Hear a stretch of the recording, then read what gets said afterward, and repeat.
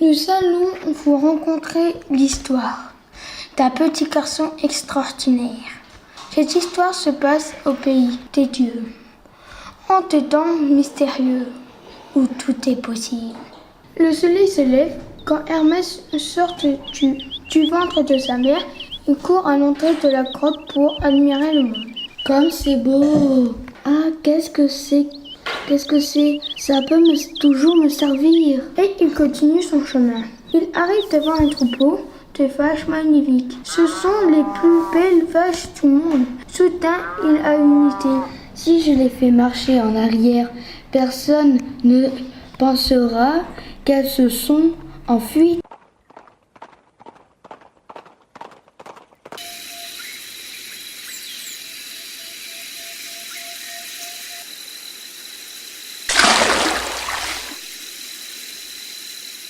Le soir tombe et Hermès part se coucher.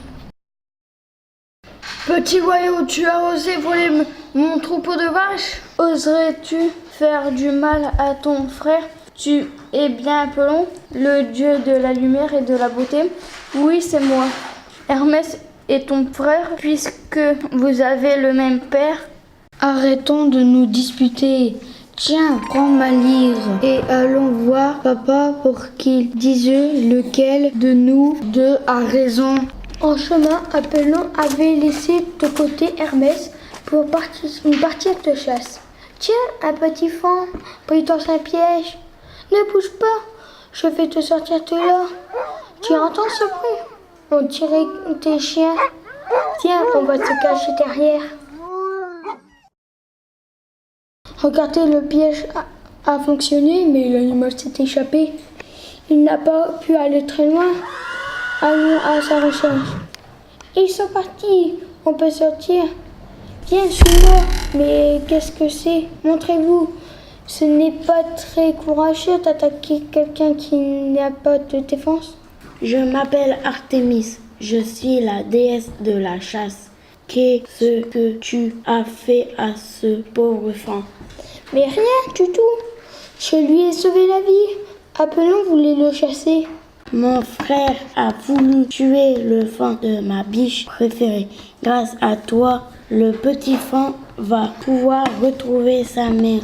Je te remercie. Mais si Apollon est ton frère, ça veut dire que tu es ma sœur? Oui, c'est ça. Je vais au mont Olympe pour voir mon père. Peux-tu m'indiquer la direction? Justement, j'y vais moi aussi. Reste avec moi, je t'y emmène. Dis-moi, Artémis, pourquoi tu as l'air si triste? Je ne peux pas te le dire, c'est un secret. Arrivé au palais, Hermès prend vite ses marques et s'amuse dans sa nouvelle maison. Bonjour mon fils, comment tu te sens dans la nouvelle maison? Bien mon père, très bien, mais tu m'as manqué. Tu t'ennuies pas trop? À vrai dire, tout est magnifique ici, mais j'aimerais découvrir le monde et j'aimerais servir à quelque chose. Soudain, Zeus a une idée. Suis-moi.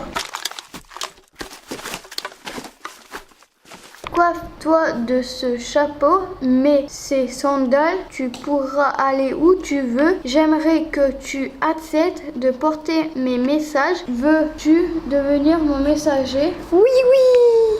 Bon, du calme. Laisse-moi, maintenant j'ai des choses à faire. Le lendemain matin, je peux faire des bonds de géant. C'est génial. Estia, attention, je vole. En effet, les sandales que Zeus a données à son fils lui donnaient un nouveau pouvoir, celui de voler. Aussitôt, Hermès décide d'aller voir sa nourrice pour lui montrer son nouveau pouvoir. Nourrice, je vole. Mais la nourrice n'est pas surprise. Je le sais. Comment ça? Car je connais le passé, le présent et le futur. Veux-tu que je t'apprenne? Oui, j'aimerais découvrir le secret d'Artémis, savoir pourquoi ma sœur est si triste. Regarde à toi. Ça y est, je vois des nymphes. Celle-là ressemble à Artémis. C'est Leto, sa mère, continue de regarder. Venez les filles, on va jouer dans la rivière. Oh, une petite poule, Comme elle est mignonne, viens ici toi. Leto poursuit la poule et en l'attrapant, elle se transforme aussi en poule.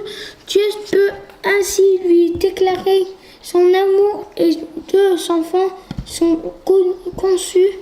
Just s'envole et Leto redevient une nymphe. Just, je sais tout. Tu m'as trompé avec cette nymphe, Leto. J'interdis à Leto de s'y installer sur la terre. Elle est bannie. Leto est triste et elle va s'asseoir sur un rocher face à la mer et pleure. Ému par ses larmes, Poséidon, le dieu de la mer, arrive. Voici une île pour toi. Tu peux t'y abriter et rappeur, rien contre toi. Merci Poséidon, je serai bien ici. Bonjour ma fille, je t'appelle Artémis. Bonjour mon fils, je t'appelle Apollon. Alors, c'est pour ça qu'Artémis est triste. Elle n'a jamais pardonné Héra d'avoir chassé sa mère. Je comprends. Et dis-moi, chère nourrice, j'aimerais savoir autre chose. Pourquoi les dieux sont si bêtes parfois? Lance des cailloux, mon enfant, et océan. Il y a bien longtemps, à la création de l'homme, voilà ce qui s'est passé. Prométhée et Épiméthée étaient deux frères. Si Prométhée était intelligent, Épiméthée était vraiment très bête. Dieu leur avait demandé de créer les hommes et les animaux à partir d'une boue de terre. Épiméthée réfléchit et essaye de lui donner une forme. Non, ça ne va pas. Épiméthée lui avait fait les animaux rapidement et il s'était jeté sur un sac de Dieu leur avait donné. Dans ce sac, il y avait tout ce qu'il fallait pour que les êtres vivants soient protégés. Je te donne ces plumes pour que tu puisses voler. Je te donne ces coquilles pour que tu te caches à l'intérieur. Je te donne ces piquants pour que tu puisses te défendre.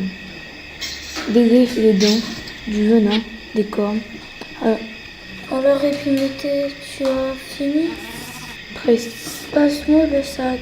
Il n'y a plus rien dedans. Épiméthée, tu as oublié de me laisser quelque chose. L'homme, je t'offre une intelligence. Et tu n'as pas le droit. L'intelligence appartient aux dieux.